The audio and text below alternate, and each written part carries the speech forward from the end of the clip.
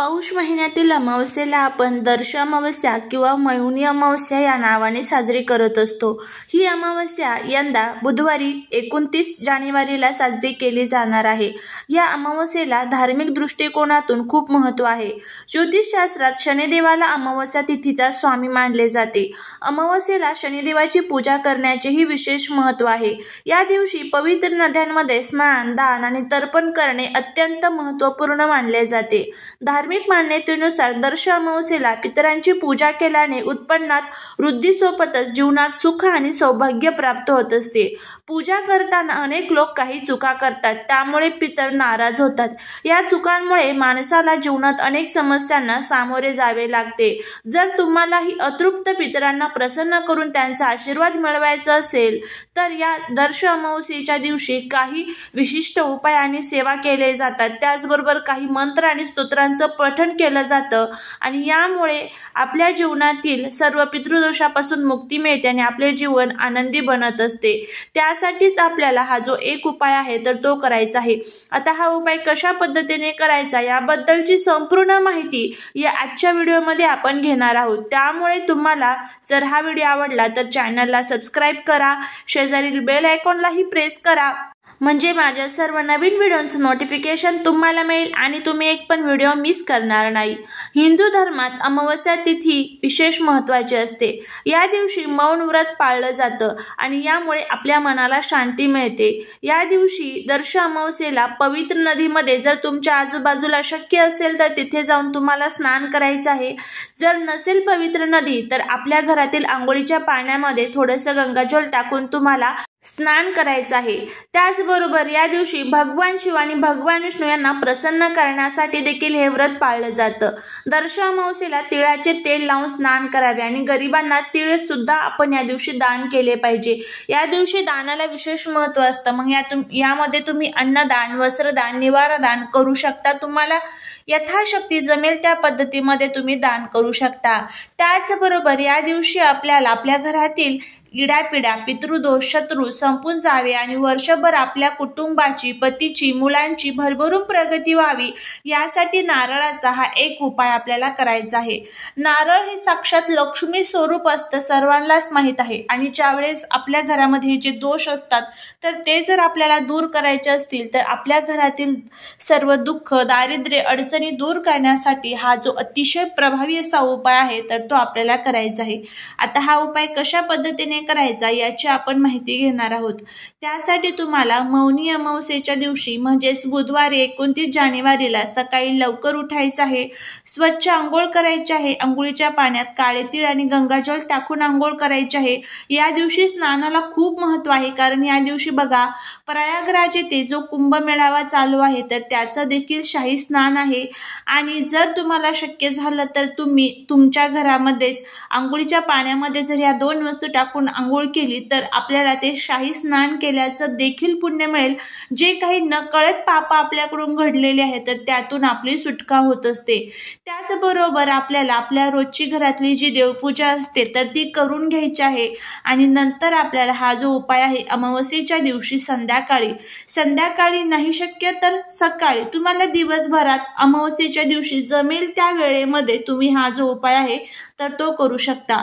फक्त एक गोष्ट लक्षात ठेवा, तुम्ही जो कोणता उपाय करता, जी कोणती सेवा करता ती आपली पूर्णपणे गुप्त ठेवणं खूप महत्त्वाचं असतं। कारण लोकांच्या मनामध्ये आपल्याबद्दल काय भावना आहे, चांगली भावना आहे की वाईट भावना आहे हे आपल्याला माहीत नसतं आणि त्यामुळे त्याचा जो परिणाम आहे तर तो आपल्या उपायांवरती होत असतो। त्यामुळे उपाय गुप्त ठेवत चला आणि मग उपाय करत चला। घरामध्ये तुम्ही कल्पना देऊ शकता।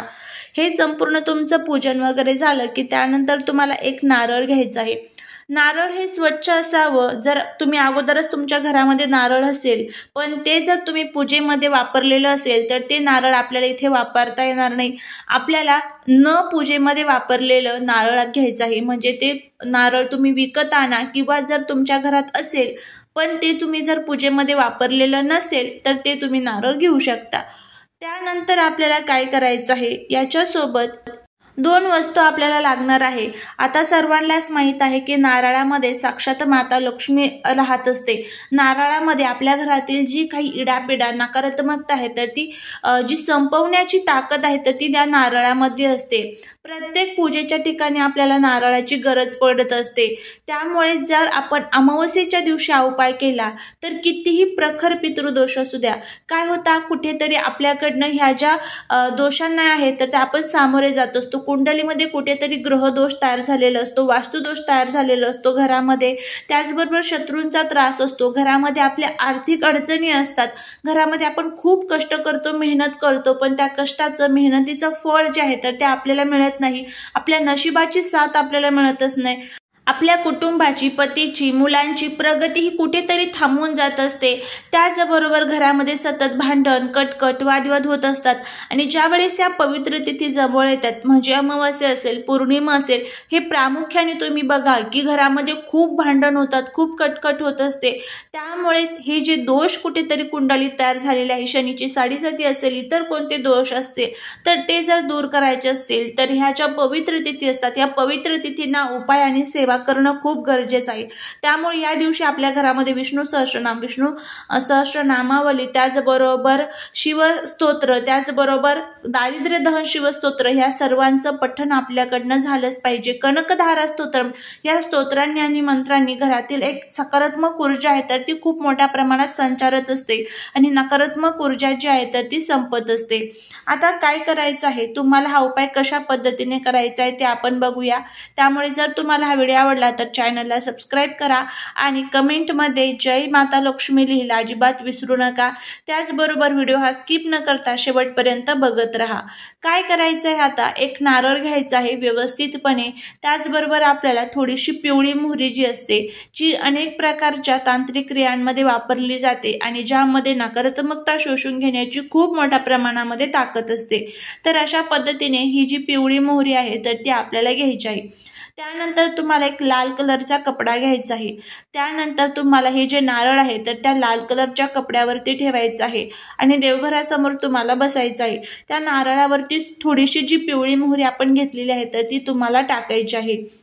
नंतर तुम्हाला हे नारळाची जी आहे तर ती पोटली तुम्हाला बांधायची, हे नारळ आपल्या दोन्ही हातांमध्ये धरायचा आहे, शेंडीकडचा भाग हा देवांकडे करायचा आणि जो नारळाकडचा भाग आहे तर तो आपल्याकडे करायचा, अशा पद्धतीने बसायचं।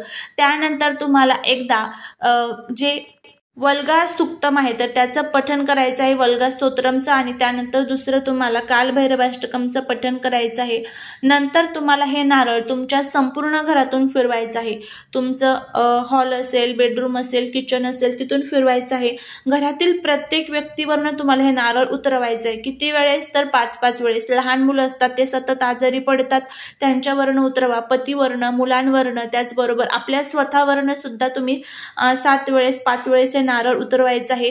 मुख्य दरवाजावरती जायचं आहे, तिथे गेल्यानंतर सुद्धा हे नारळ तुम्हाला 7 वेळेस उतरवायचं आहे आणि माझ्या घरातील सर्व इडापिडा, पितृदोष, शत्रू संपलेले आहे, माझ्या घरावरती लक्ष्मीची कृपा झालेली आहे, वर्षभर माझ्या घरामध्ये आर्थिक भरभराट होणार आहे, अशा पद्धतीचा भाव मनामध्ये ठेवायचा आणि त्यानंतर हे नारळ घेऊन आपल्याला तुमच्या आजूबाजूला जिथे कुठे वाहतं पाणी असेल तिथे जायचं आहे आणि तिथे हे नारळ तुम्हाला सोडून द्यायचं आहे।